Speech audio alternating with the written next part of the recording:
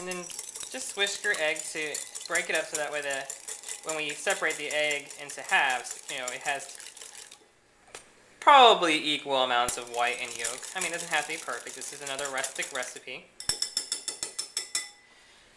So go ahead and add it to your ice cold water. This one already started forming some ice on the side.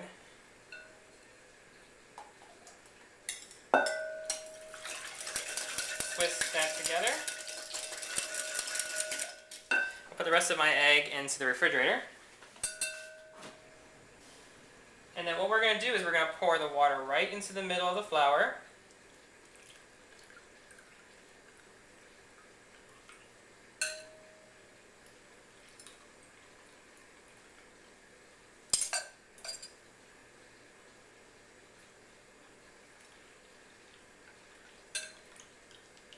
Oh, and it's starting to run.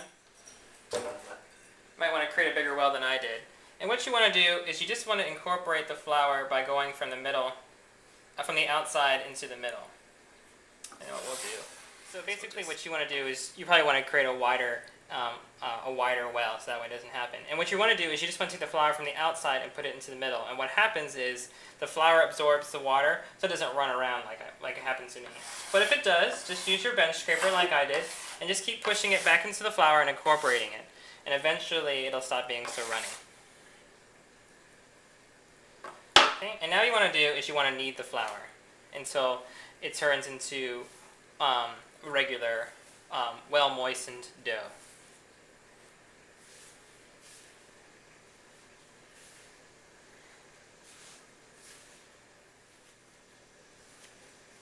Okay, now that everything has been absorbed, the water and the flour on the table, you're going to go ahead and knead it for approximately 3 minutes by hand. And that's just to make sure the gluten is fully developed and the ingredients are continuing to be distributed throughout the dough. Okay. Looks like our dough is good to go. It's been about 3 minutes anyway. So we're going to put it right back into the bowl we had a flour and salt in, and we're going to cover it with plastic wrap. Now there's no yeast in this, so it won't rise, but what we're doing is we're letting it rest.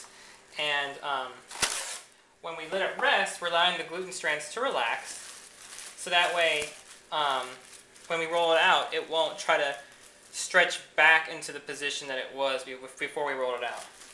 So we're going to go ahead and let it rest for about between 10 and 30 minutes. I'm going to go ahead and let it rest for about 20 minutes. That's probably about a good enough time. And while we're letting this rest, we're going to go ahead and we're going to cut up the apples for our filling. We're also going to get our roll-in fat ready. Okay, so I'm going to use 3 Granny Smith apples. Now I don't have an exact recipe for these for the apple filling, but I'll weigh it out so that way we can figure out what it is. So what you want to do is you want to just peel and stem and then cut the apple into small bite-sized pieces. So if you're not familiar with how to peel an apple, just take a vegetable peeler like this, and you just want to run it all the way down the side. I don't know, can you see that?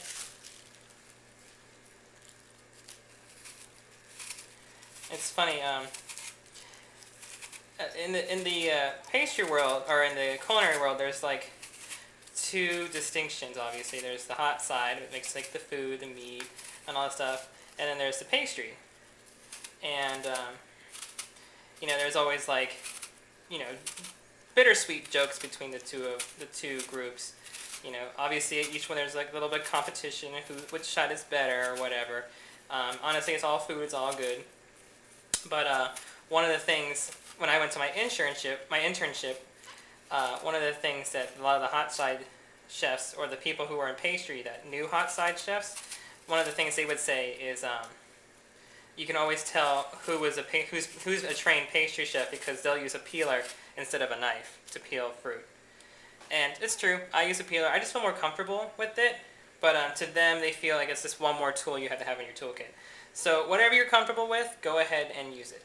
So to get the one stem out, just stick your peeler in, or your knife, and go around in a conical motion, and it'll pop right out. Same thing with the bottom.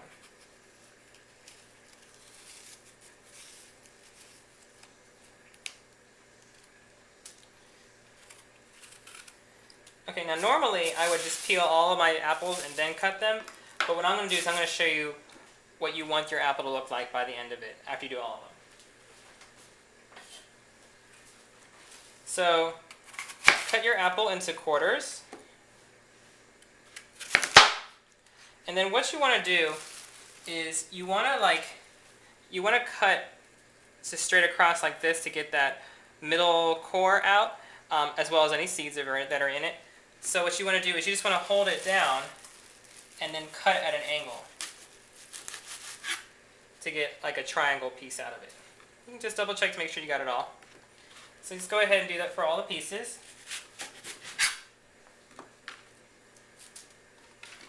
This is the easiest, fastest way I've learned how to prepare apples. But if you have a different way, go ahead and use it. Alright. And then what you want to do is you just want to cut it into, like I said, bite-sized pieces. You don't want to cut it too small, but I'd say on the smaller side is better than on the larger side. And so about these kind of size pieces, if you have any long pieces, go ahead and go back and finish those off. And just go ahead and put them in your bowl. Now you don't have to worry about putting any lemon juice or putting them in water to prevent them from browning, because we're going to cook them anyway. And the reason we're using Granny Smith apples for cooking, if you didn't know, is that Granny Smith apples, or the green apples, are highly, what's the word, how to put it? They won't bake down. They won't turn into sauce or crumbly applesauce when you bake it. All the other apples that I've ever worked with, they lose their texture and they don't hold up as well. So they get softer. Now, if that's what you're looking for, feel free to use other apples. I've experimented with a lot of different apples. I'm not a really huge apple fan, so I can't really tell the difference between all the apples. I mean, obviously there's a big difference in some of them, like a Red Delicious you can tell from most of their apples. But like I used to really like Braeburn's, Gala's, and Pink Lady apples. But obviously you wouldn't want to use your most expensive apples for a filling. So sometimes if you want like a mixture of flavors, you could use a Macintosh apple. And I believe Macintosh is the kind of apple that they tend to make applesauce with because it breaks down pretty quickly or pretty easily. And my roommate used to use Macintosh apples all the time to make her applesauce. But anyway, so this is about where you want to be. And you just want to cut up 3 apples. I have a 4th one on hand in case we need it. But 3 apples should give us about 12 turnovers. So we'll have to see how much dough this recipe makes, because I haven't made it in a while. So we'll have to gauge it from there. So go ahead and finish your apples, and I'll show you what to do from then on.